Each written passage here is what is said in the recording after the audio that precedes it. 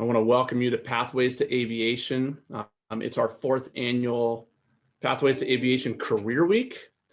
It's our 2nd in a virtual format. And as I mentioned, I think yesterday morning,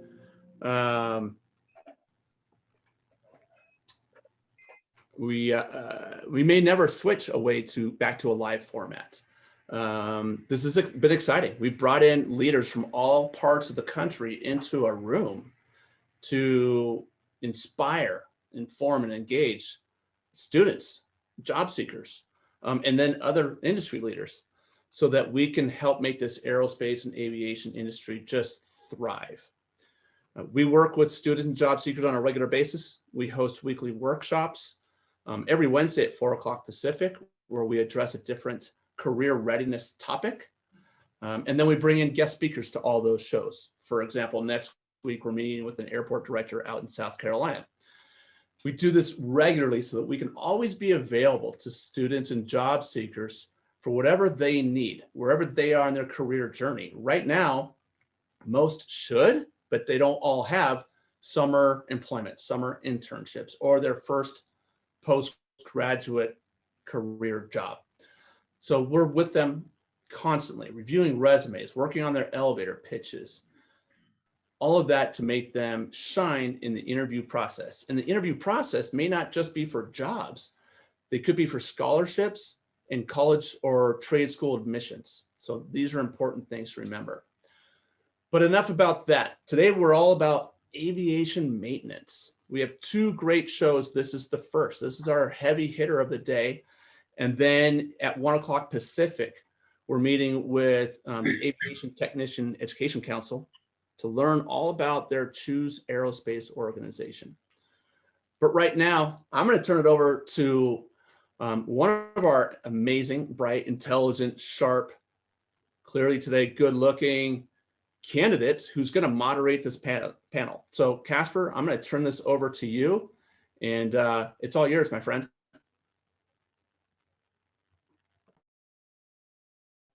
Thank you, Pete. Welcome everybody to today's panel discussion on aviation maintenance. I'll introduce myself quickly before we get to our panelists for today. My name is Casper Hannick. I'm studying aeronautical engineering at the Rochester Institute of Technology in Rochester, New York. About 1.5 years ago, I pivoted from the plumbing and pipe fitting industry as a member of the UA Local 1 New York City Plumbers Union to start going back to school and pursue my dream of being an inventor and innovator in the aviation industry.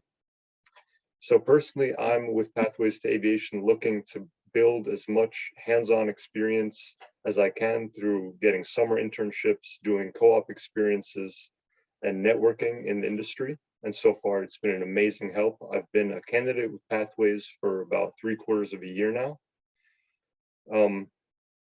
I would like to also just say how excited I am to be able to moderate this discussion today and learn all the things together with you that these panelists have to share about careers in the aviation maintenance field. With us today are Mindy Pavlonis from the Pittsburgh Institute of Aeronautics, Larry Crapo from Advanced Aviation, and Jennifer Monroe from Duncan Aviation. We'll start by having everyone introduce themselves, share their elevator pitch and their career journey and how they are impacting the industry today. So Mindy, if you'd like to start, the floor is yours. Hello there. Good afternoon. Good morning to some. Thanks for having me today. My name is Mindy Pavlonis. I'm the Associate Director of Career Services for PIA, and we are a 92-year-old institution, and we have locations obviously in Pittsburgh, Pennsylvania. We also have a location in Maryland, Ohio, and also South Carolina, where I am currently located in sunny Myrtle Beach, South Carolina. Previous to joining PIA, I worked for an aircraft repair station for 13 years as an HR manager and recruiter, and actually used to hire entry-level students out of PIA back in the day. So I've had a long history with the school, and I'm excited to be able to be a part of the program here, going on 6 years. And because I hired their students and also had gone to other different aviation maintenance schools to recruit, I can attest to this solid program and the quality of the students that come out of our school. So the one thing I would like to say about what we do here and how what we offer employers is that we don't teach essential soft skills here at our school. We actually live them. We live that every single day and try to promote more of an employment type atmosphere on our campuses so that our graduates are prepared to enter the workforce as an effective team member right away. Thank you, Mindy. That was fantastic. Larry, if you want to go next. Sure. Thank you, Casper. So my name is Larry Crapo. And so I got my start in my aviation career actually from the help of my metal shop teacher in high school. I was working on cars and was very good at that. And he saw some talents in me that maybe I didn't see. And he actually made an appointment for me my senior year at PIA, Pittsburgh Institute of Aeronautics in Pittsburgh, and made me go. And so I did the A&P program there and did the 2-year associate degree, which I highly recommend that everyone does as a minimum. And I was hired out of PIA at Grumman American in Savannah, which also is part of Gulfstream. And so I worked there building and delivering A5A, A5B aircraft, Grumman trainers to the flight line. So learned a lot and was recruited from there to go with Bell Helicopter overseas to Iran in 1978. So I was on a contract under the U.S. Army through Bell Helicopter, and I was located on an Iranian military base, training their military on how to maintain helicopters, both Cobra gunships and 214s. And those of you who are old enough to remember, it got ugly quick over there. So I was part of the American evacuation of Iran in 1979. Learned a lot, came back with some money in my pocket, and went to Northrop University in Los Angeles and finished my engineering degree in aircraft maintenance engineering technology. And was recruited out from there by Martin Marietta Aerospace as a senior engineer.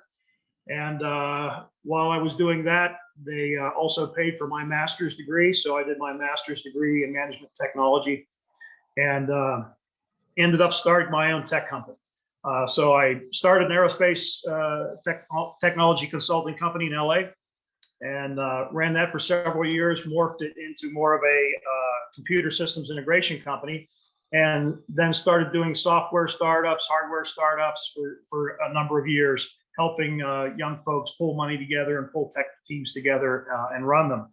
And that included video game development, that included IoT, Internet of Things development labs, all kinds of fun stuff. So I've not had a boring life.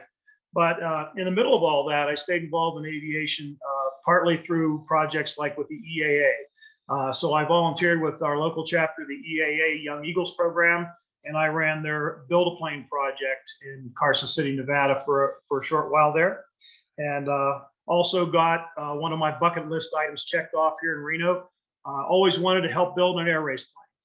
And so I was invited to join part of Blue Thunder Mustang, Blue Thunder 2's team, which was a all composite P-51 Mustang, and got to participate in the actual building of that aircraft that was raced and actually won several of the air race events there over the years.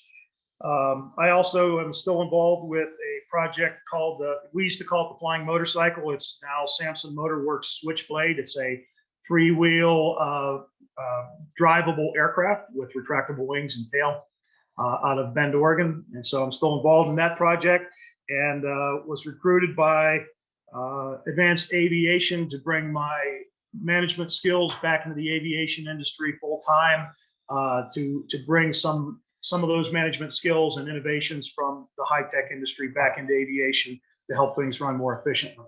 So other than that, I've had nothing to do. Thank you, Larry. That is a drop the mic moment there with what you all think you shared. Very, very exciting. Jennifer, do you want to go next? Yeah, I will. I feel like I drew the short straw, man. I don't want to go after Larry. That's no good.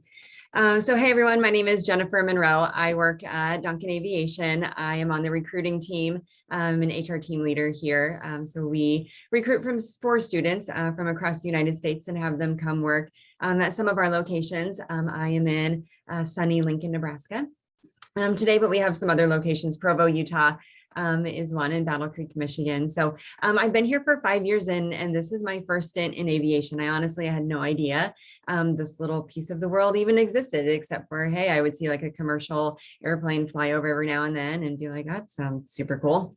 So it's been very interesting for me to learn, to really get to know the industry, get to know what we do and the impact that we have worldwide. So it's super cool to be kind of boots on the ground with that, especially in my role, because I get to go out in normal times and visit the Mindys and others of the world as I go to schools and meet all sorts of future budding inspired technicians to come and continue on our mission. So that's me. Before working here, I've been in human resources for my whole career. That's what I went to school for. So I'm a former state of Nebraska employee. So this is much, much different than that. And I'm loving it. And I got a double fist from Eric. I appreciate that. Thank you. Thank you, Jennifer. So now we're going to transition to the next phase of this panel discussion where I have 3 questions. So the first one is, what characteristics do you, your organization, and the industry at large seek in new hires / students? So I'll come back around to you, Mindy. You want to start? Yeah, actually, I think that would be a great question for Jennifer to start with, since she's actually on the firing line right now and actually hiring. Yeah, I can tell you. Yeah, so kind of what we look for. I mean, obviously, students that are going to school, being successful, they know the mechanical, they know, how to use the tools, they know what they're looking for. What we are really look for students are those that can translate those skills into work, right? So it's like not just like, hey, turn this screw this way or put the panel on, but it's like, well, why, what's happening, right? Let's do some troubleshooting. Let's make some problem solving. Let's think about it a little bit instead of just like, oh, I know I use this tool to fix this. Well, but why? So really it's some of that problem solving and analytical processing is certainly what we look for. Also those that have that drive, right? So you want to come in, you have a mission, you have a goal.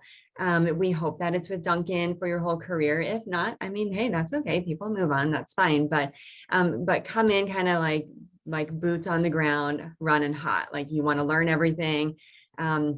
We are definitely, we promote, we pay, we do everything based on merit. And so it really is what you put into us is what you're going to get out of it. And so it does, for everybody on the call, it does really speak volumes for if you're on a job, you don't have anything to do, what do you do? Do you pull your phone out and stand in the corner and search? Okay. Or do you go to another team and say, hey, I don't usually work here. I'm bored. I don't have anything to do. Anything I can learn, anything you can show me. Maybe they can, maybe they can't, but that interaction will take you so much farther than your Facebook or Insta or TikTok, whatever kind of break you're taking there. So those are really soft skills are what we're looking for. And then obviously like you have to have your technical skills too, but we see that for the most part. Thank you, Jennifer. Mindy or Larry, I'll leave it open if either of you want to go next. Mindy, go ahead. Okay, yeah, so real quick, obviously I can just piggyback right off of Jennifer with all of that she said. And as I had said earlier in my introduction about that we live soft skills, right? Soft skills really certainly are essential skills ultimately, right?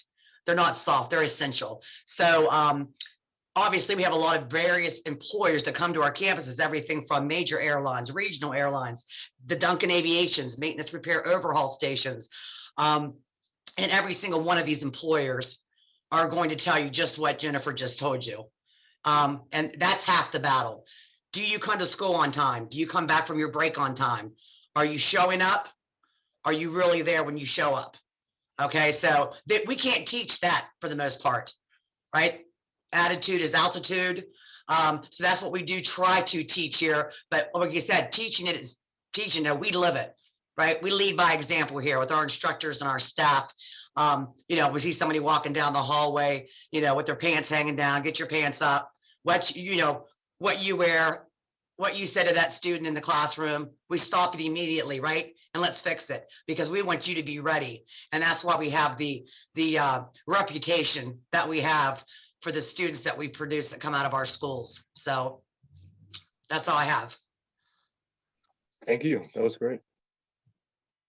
Yeah, I'd like to piggyback on that with what she said. The work ethic is very important, and it's harder and harder to find.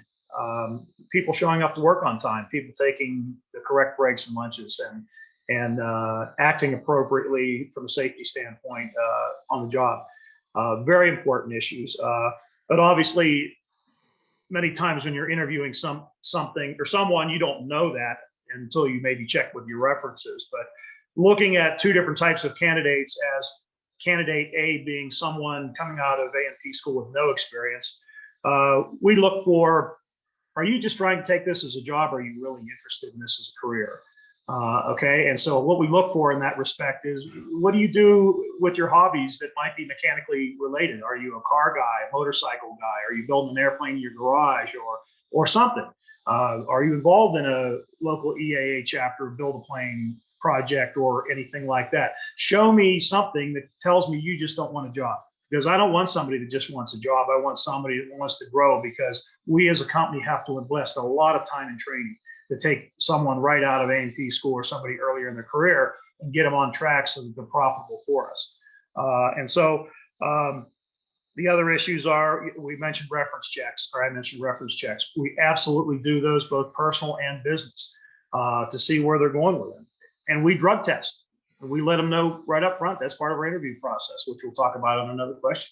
And so also when we're doing that, I'm looking for the right questions from that candidate. Are you just sitting there with your eyes glazed over? Are you truly interested? Do you know anything about my company?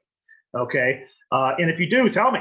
Okay. Did you do your homework on us? Okay. Talk to me. Ask me some intelligent questions that tells me you're thinking.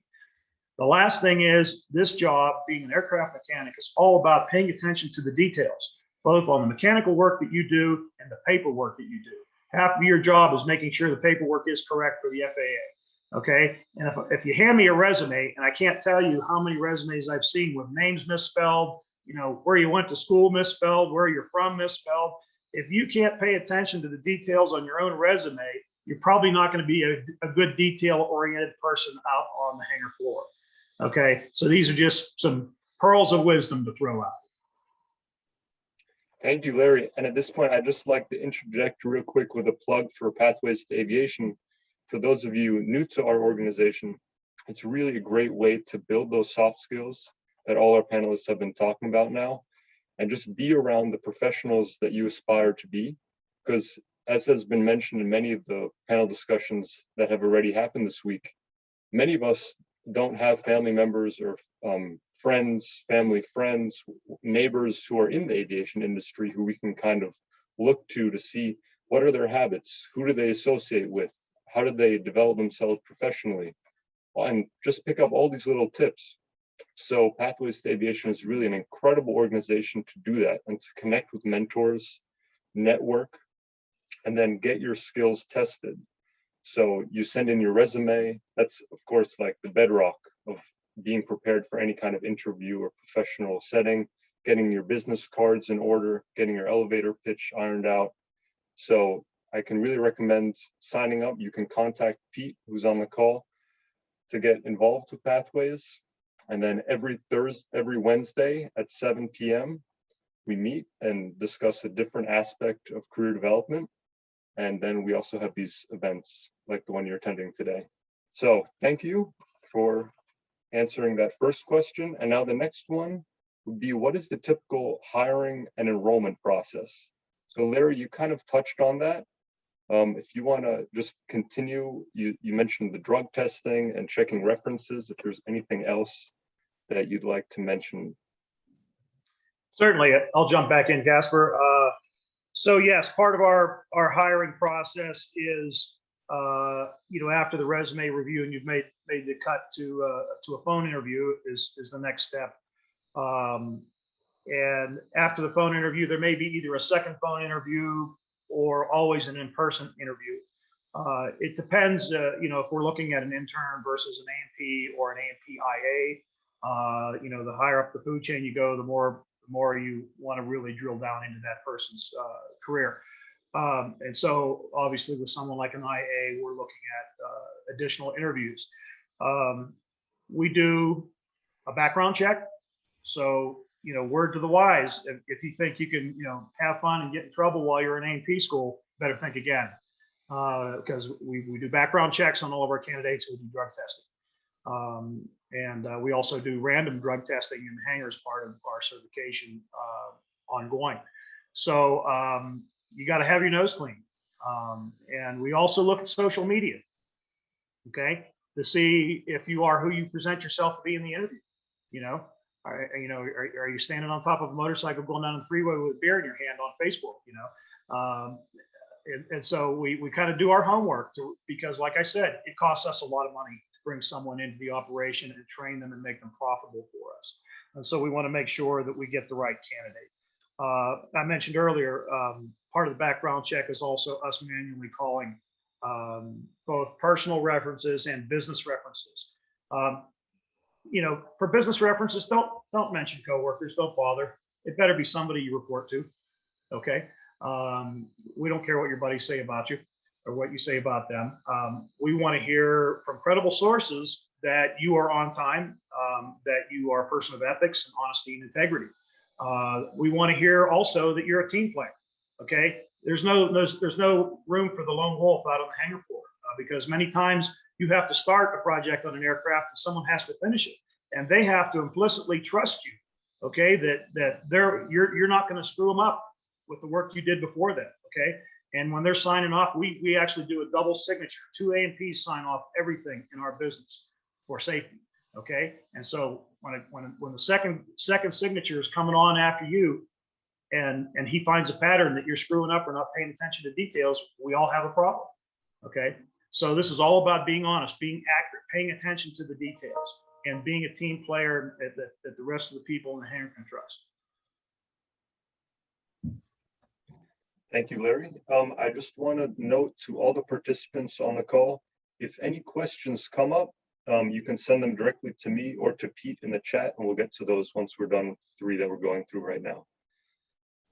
So Jennifer, I would come back to you if you want to say anything to this question of what is the typical hiring or enrollment process? Sure. Yep. So our hiring very similar to Larry. So you apply online. That's where most people go. Make sure you have a resume. Again, make sure your resume is clean. It's easy to read. Kind of a little tip for that is depending on what applicant tracking system a company uses, when they take your resume, just make sure you use like a standard like Word or PDF format. Sometimes systems don't like funky JPEGs or whatever kind of formats. It doesn't need to be fancy either because some of the formatting could get a little crazy on it. So just clean, easy to read. It doesn't need to be super crazy, but have your resume, make sure it's all the spelling is right. It's formatted correctly. All the dates are right too. But then as far as us goes, yeah, when the application comes in, we'll review it, ship it off to the hiring manager, and then they usually do like a quick little phone interview with them just to get to know who they are, learn, what do they know about Duncan Aviation? Why are they interested in coming here? And also Nebraska, right? If you're not from here. And then we do always have an in-person interview as well. Just because if you know Nebraska's motto, it is it's not for everybody, and that is 100% true. So we want to make sure that we bring you here. So you get to get the feels for the Duncan facility, who you're going to work with, your team leader, and you get a chance to kind of hang out in the community, see what we all have to offer here, and in Battle Creek, Michigan, and in Provo, Utah. So that's kind of our hiring process on our end, and we also do drug testing. Pre-employment drug testing and then random drug testing as well. You're the first person from Lincoln, Nebraska I ever talked to that didn't mention corn huskers as part of their presentation. Yeah, no, not yet. Let's say that. There's still some time. There's more questions to fit it into. So Mindy, as an educator and working in the career services department, what do you see students either really excelling with that you guys kind of coach them through that really works in applying to Yes. jobs, or things that Yes. students often trip up on? Yeah, we actually go into the classroom and work with the students for resume building, resume presentations. I do drug and alcohol training with the students the first semester they're here, because I was responsible for the drug and alcohol program at my previous company. So I actually do the training to the students that I actually would do for employees, and go through all the Part 120 FAA regulations, the Department of Transportation, the DOT. I get down to the nitty gritty. I'm able to give them examples of things that happen in the workplace. And one of the big ones that I would like to say here today, I'm just going to throw it out there because it is becoming more and more of an issue in our industry, is marijuana use. Don't think you're going to come to school here, get your A&P license, and then move to Colorado so that you can smoke marijuana and work on an aircraft, because it's not federally regulated. And no prescription marijuana, no. You can't do that either. So like I said, I don't know if this is really the format for that, but we're all talking about enrollment process. We're talking about background checks. This stuff is extremely important. We also, I do a presentation on backgrounds going back 10 years, making sure that your dates are correct. Like Larry said and Jennifer said, you know, make sure those references are correct. So we work very closely with the students. And then obviously, you know, because we work with so many different employers, for the most part, aviation, with the backgrounds, the pre-employment drug screens, all the same, but each person has their own little flavor, right, of how they hire, right, the actual process. So I'm able to give them quite a few different examples, you know, from a regional airline to a Duncan, to a Larry, whoever that may be that I work closely with. We're able to help guide those students. Thank you. And now just a follow-up question to all the panelists. What jobs do you guys know that are available right now? Maybe you heard of them today or this past week, and then specifically within your companies and organizations. So Larry, if I can circle back to you. Sure. We currently have a couple of positions open here in Reno. One for a A&P/IA. You know, obviously looking for experienced candidate in that role. We have a A&P position open right now, and would consider you know, minimal experience, more better, right? But would consider minimal experience on that, and then potentially also an internship for somebody that wants to be an A&P. Okay, and how would students go about applying to those internships? Can they go right to your company's website, Advanced Aviation? They can email me directly, actually. Perfect. So I think the way we're going to establish contact with whoever would like to get in touch with Larry is if you email Pete, and then Pete will establish that connection. Hey, Larry, is there a minimum age or a requirement or a maximum age? No maximum age. I'm living proof of that. Right on, man. What I was looking for, but what is there, like 18 years old, graduate from high school, that kind of stuff?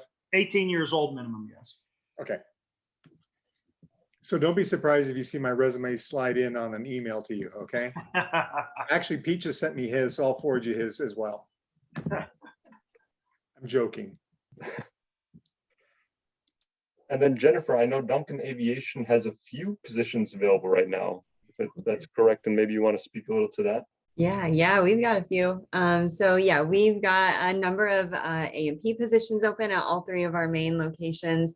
We're also looking for team members to join our avionics team. So on the mod side, we also have a number, we do interior modifications and paint as well. So I know we've got some interior specialist work available, as well as paint.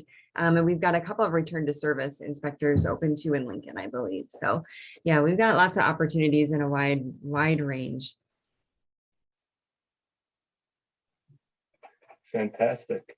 To you too, and don't be surprised if you see a Pete and Eric resume kind of sliding your way either too. Okay, sounds good. I'll give it the extra look over.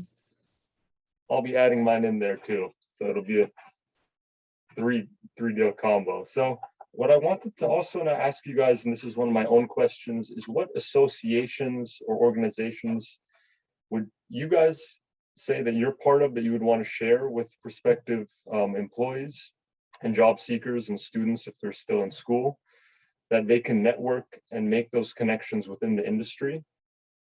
Mindy, if you want to start with that. Sure. Two big ones for us is the Regional Airline Association, RAA. They usually have an annual convention. And then also MRO Americas, Maintenance Repair Overhaul. They have a large convention and they have a maintenance competition. Our school actually is involved with that maintenance competition. It's a huge deal, big event. I think our biggest one yet, 2019, there were 45 teams. They're capping it out now, I think at 50 teams. There's Delta Maintenance Team, schools like ourselves, PIA, putting our students there up against these folks. Snap-on is the big sponsor. It's typically 15,000 people in attendance. That's a great way that you could go in as a student. You can register for free, I believe, as a student, and that would give you so much access to so many different types of aviation people. I mean, I couldn't even get through in 3 days. I couldn't even get to every booth.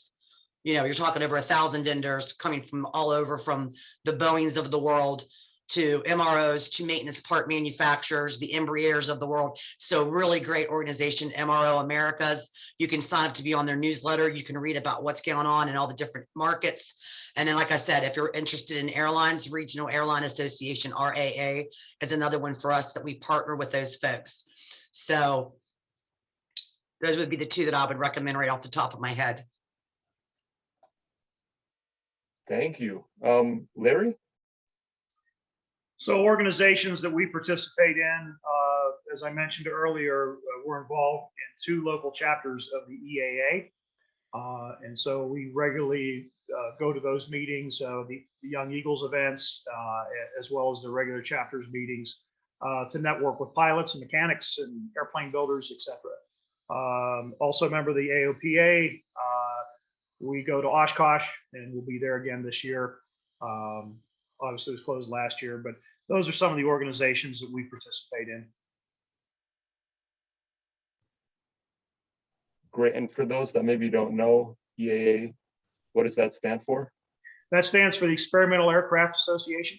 And it's a nationwide organization that's there. You know, it's not just about experimental aircraft, so it's kind of a misnomer, but it has kind of morphed over the years into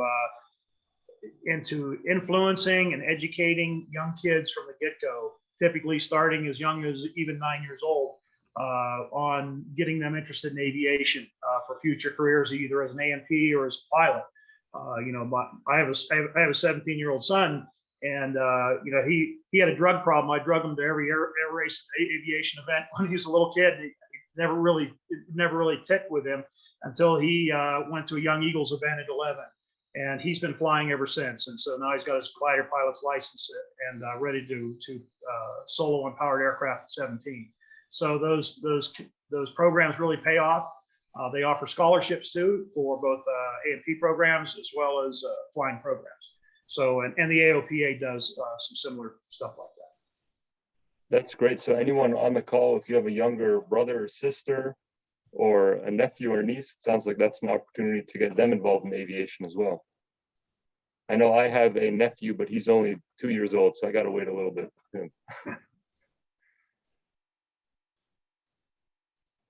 So I have another question, and that would be, in your opinion, what is the importance of connections and mentors? So if you guys see people graduating from your school or coming into your program, and you know if they have mentors or if they don't, and how that affects their outcome in the industry. Just some experiences and perspectives you have on that. So Jennifer, I would come back to you, and then after that, Mindy. Sure. Yeah. So, you know, I think having connections and building relationships is extremely important, regardless of what career field you are in. But specifically within aviation, I mean, we're kind of a small little world, right? And a lot of people, we cross paths. If we, you know, start at Duncan, you live somewhere, you move somewhere else, like don't burn your bridges. You might cross a path with someone down the road. So on that, the positive note of that is, yeah, coming into Duncan, especially if you're new to aviation, seeking out maybe that experienced team leader or an experienced lead tech that works on your team, and just help them, or have them help you learn the ropes, understand, the real of Duncan. That'll help you grow as a technician. And again, that'll show that you have that drive to learn more and not just what is on like the task for you for that day. And, good for you, probably bad for us. That does help you and exposes you a little bit more to the rest of the industry and what other opportunities might exist out there for you. So never a bad thing to seek out and build those relationships and to have kind of that mentorship. Yeah, that's great. And Mindy, if you talk to maybe ways that your organization connects students to mentors, or how they find their own, or how the students' relationships with instructors really facilitates that network building as well. Yeah, certainly with the instructors, right? Because the instructors have that past aviation background, and if they know a student is going to maybe one of their previous employers before they became an instructor, they'll get them connected.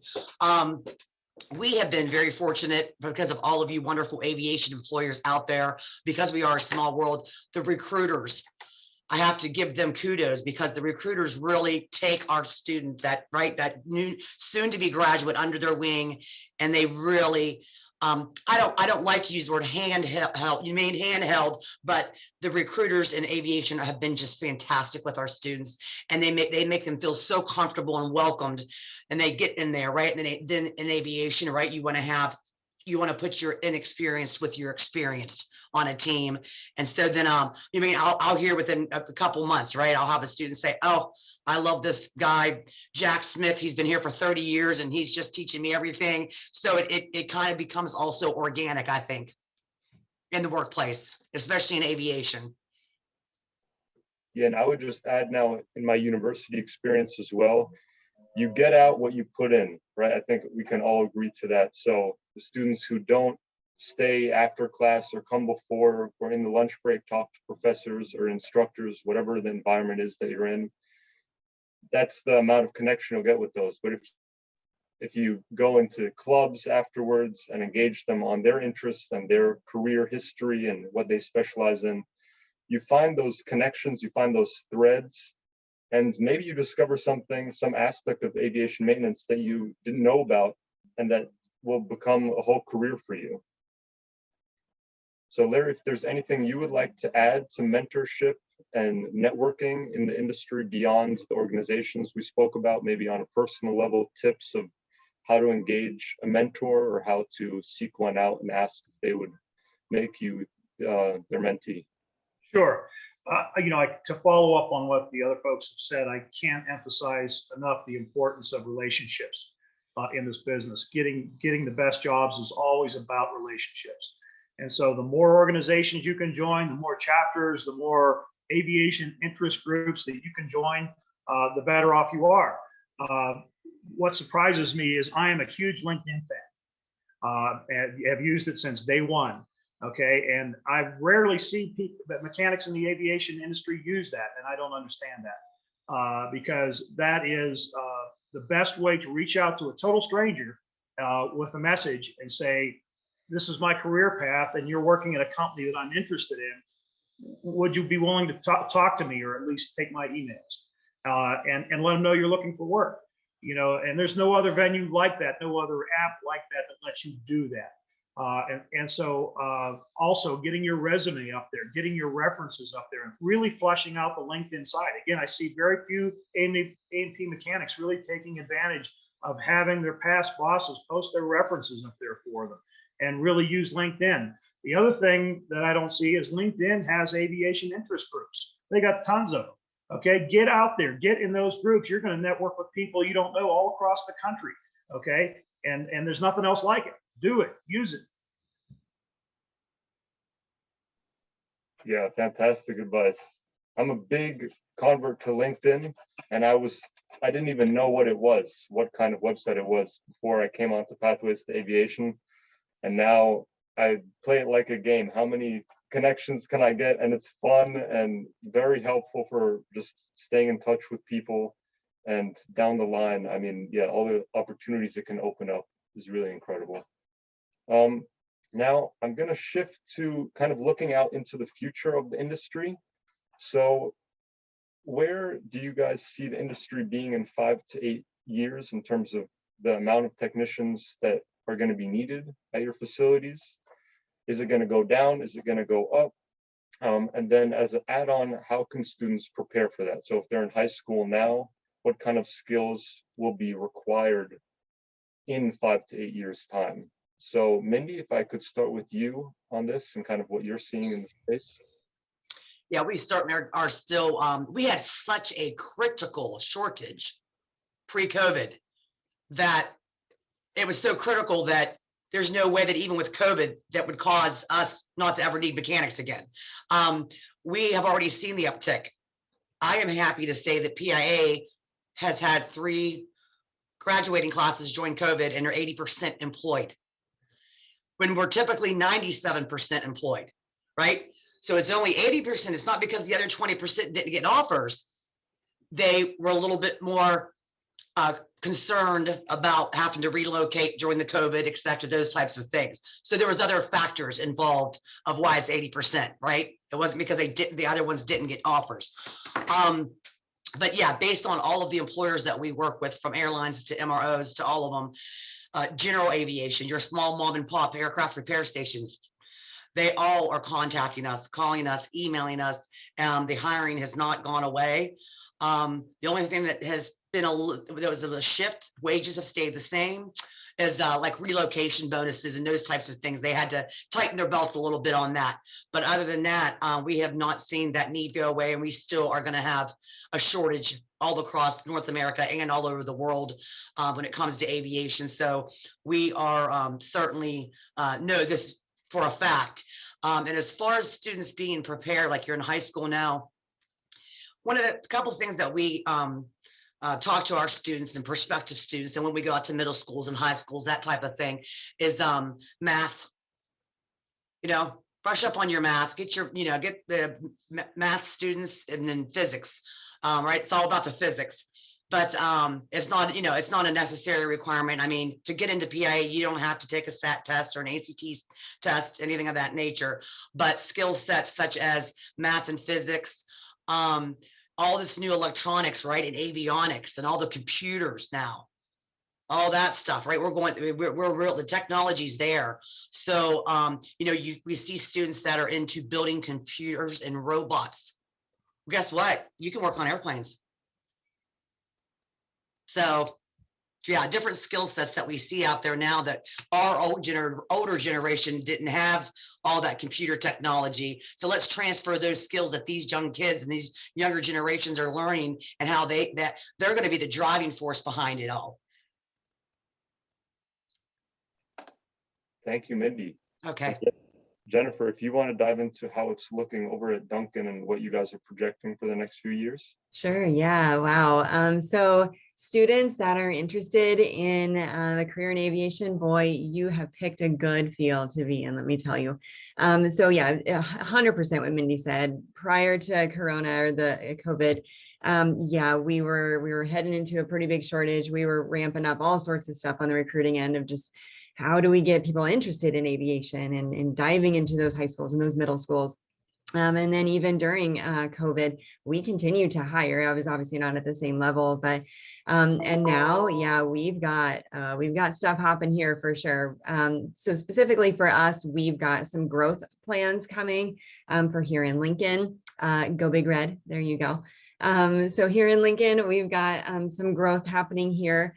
In Battle Creek, we're looking at some expansion. In Provo, we just finished up down there building our 2 new hangars and made sure that there's room for more, right? So we certainly will be hitting it hot and heavy. And just like with the industry, we have a number of individuals that are on their way to retirement here sooner rather than later. So we will have opportunities for the foreseeable future. So congrats to all of you students in this field.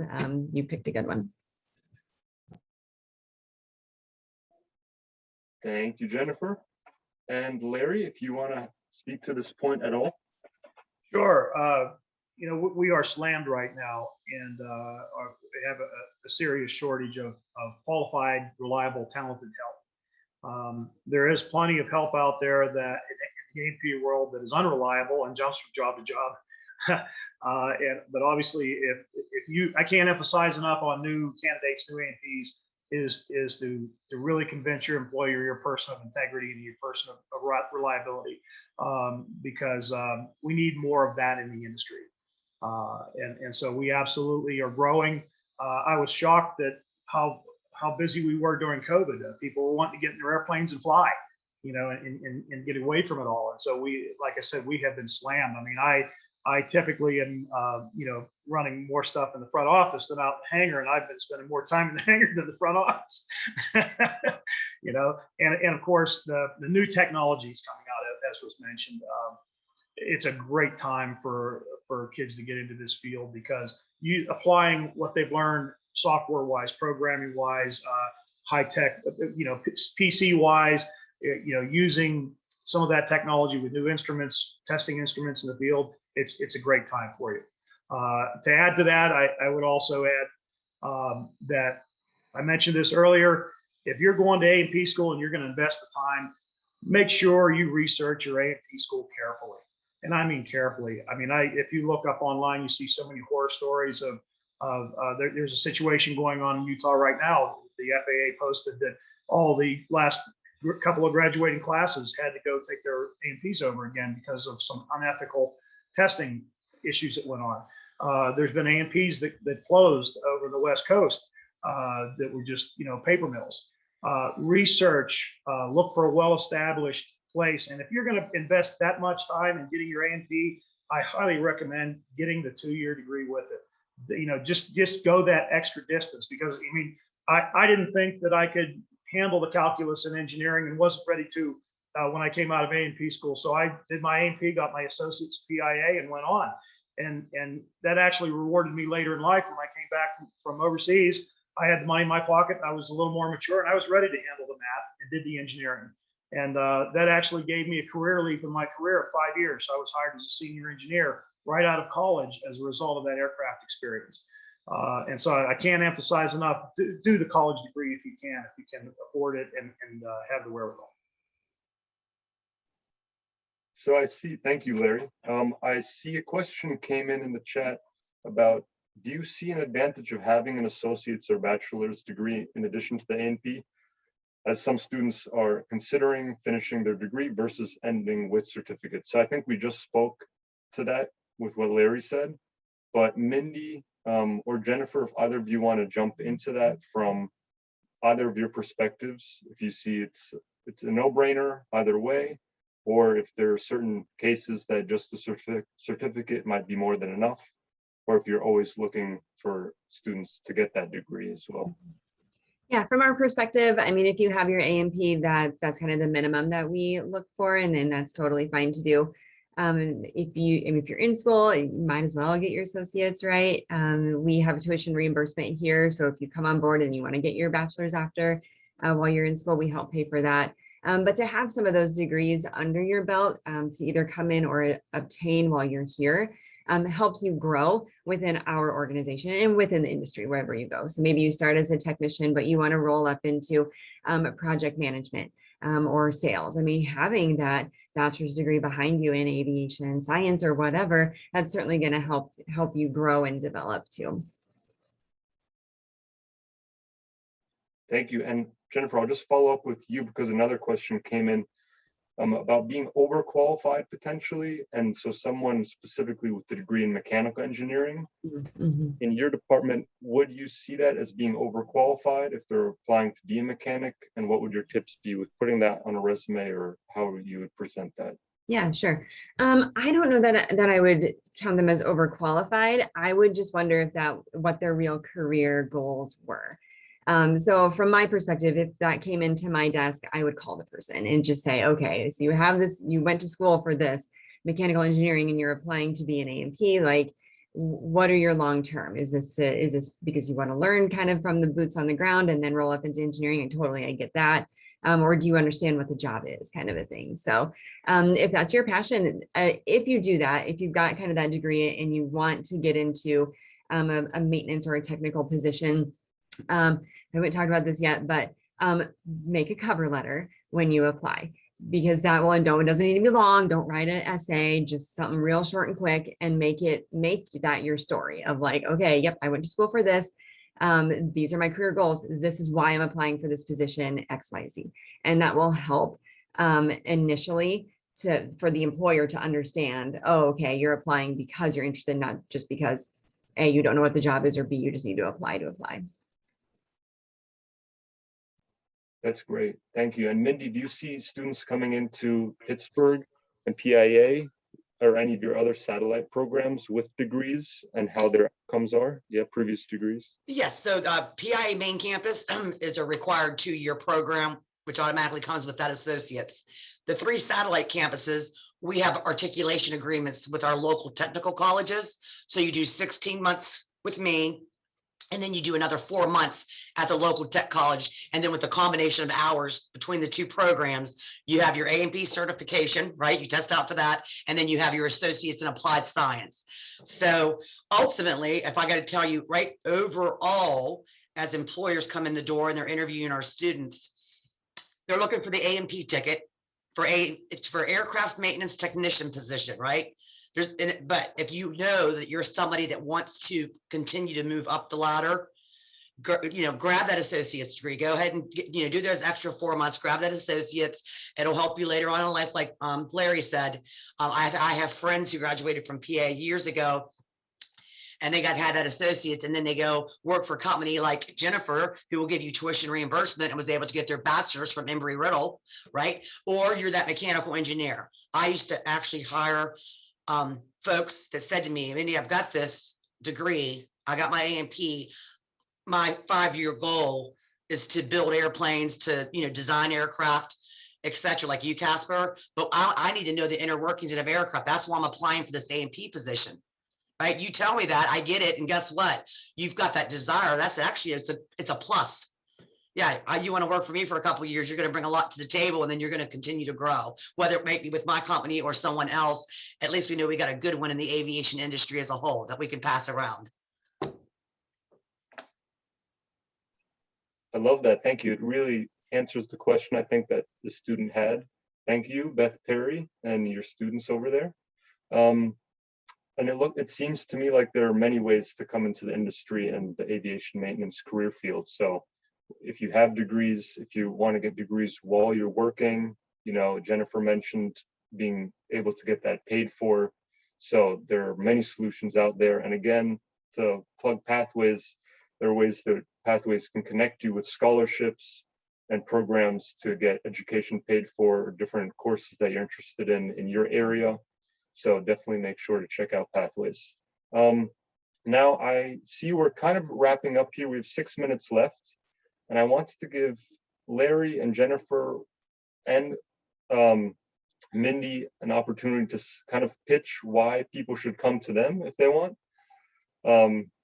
And just kind of highlight your organization in particular, what makes you guys stand out in the industry and the career fields and the educational opportunities that are out there.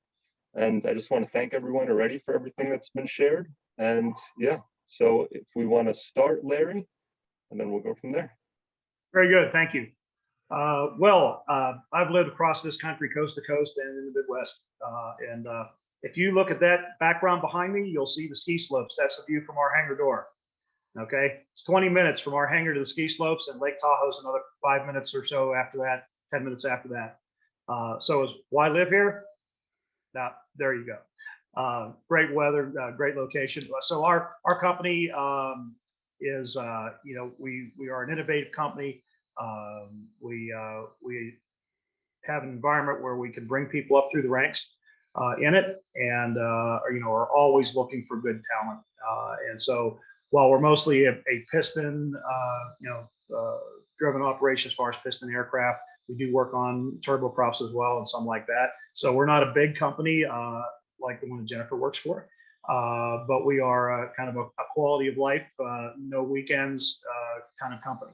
And so that's my pitch. Thank you, Larry. And I'm just going to go the order that you guys are in on my screen. Mindy next. Why people should come to PIA.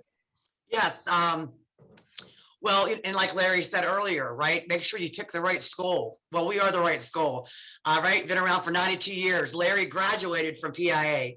So, yeah, like I said, I can attest to the program here because I hired the students, right? So when they offered me a job to do this career service thing, I was excited to become part of the team right away. So we have great environments at each one of our campuses. We have a different flavor, right? Different demographics at each campus. So no matter where you're located, you know, reach out. We're a great institution. We love what we do. We have hardly any employee turnover throughout all 4 campuses. We have people that have been here for 44 years. So yeah, so if you want to get an A&P certificate and an associate's, yeah, check us out, pia.edu. Thank you, Mindy. You guys know where to find her and where to find PIA. So Jennifer? Sure, yeah. So and Duncan, we're a little unique. We're a family-owned company.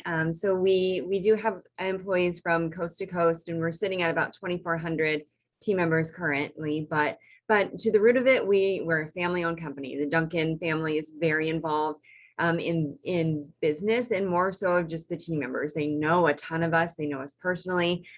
They run through the hangar floors. They're aviation nerds at heart.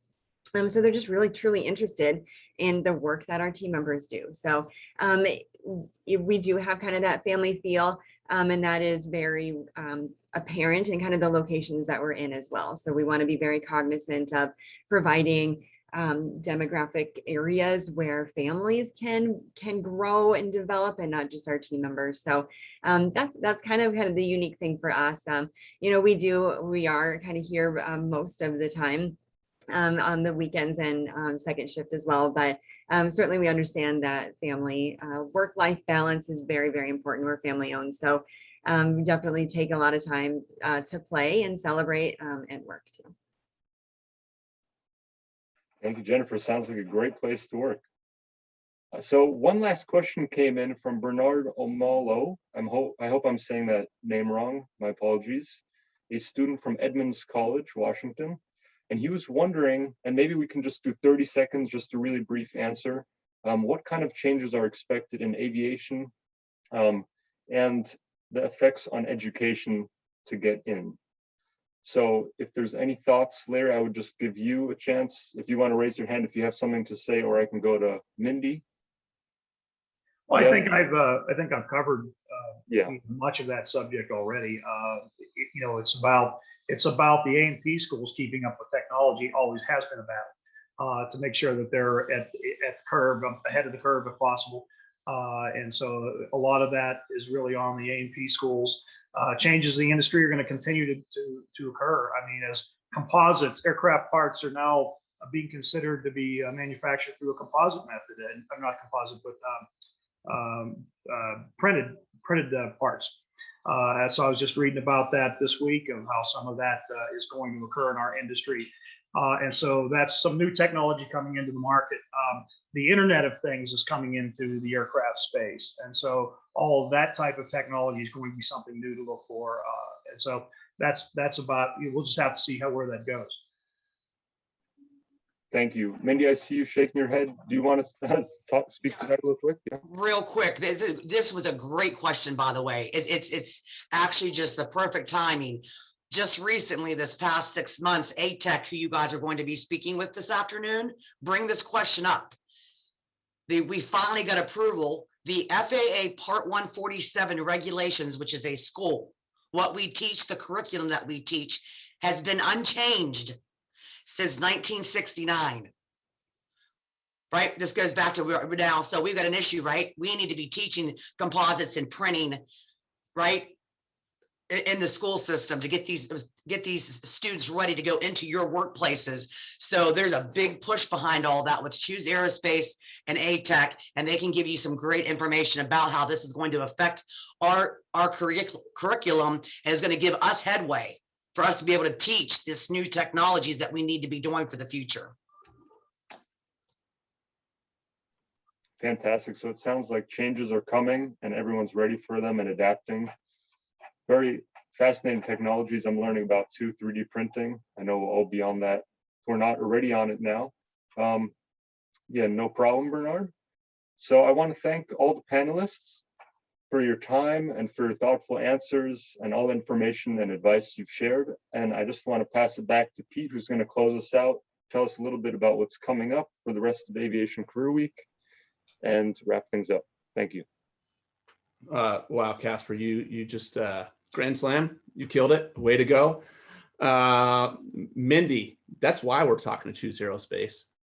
And it's a little known fact that they've just added me to their advisory council on that curriculum program. So we're fully embedded and invested in that because we can see the opportunities that will be created out of this. So we want all in, just like everything else we're doing. We want to be all in because we want people, especially students, when they think about aviation, they think of Pathways to Aviation as a resource to helping them achieve their dreams. Casper, again, thank you very much for moderating this panel. It looks like we lost Jennifer, but she was amazing as well.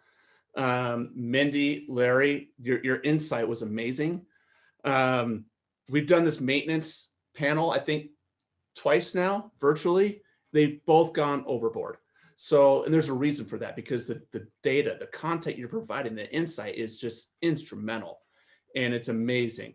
I want to thank all the students and job seekers on the call for asking questions and just being attentive. It speaks volumes of your character and your interest, which people like Larry and Jennifer take notice to when they're hiring, and certainly Minnie does when they're looking for the right students to enter into their program.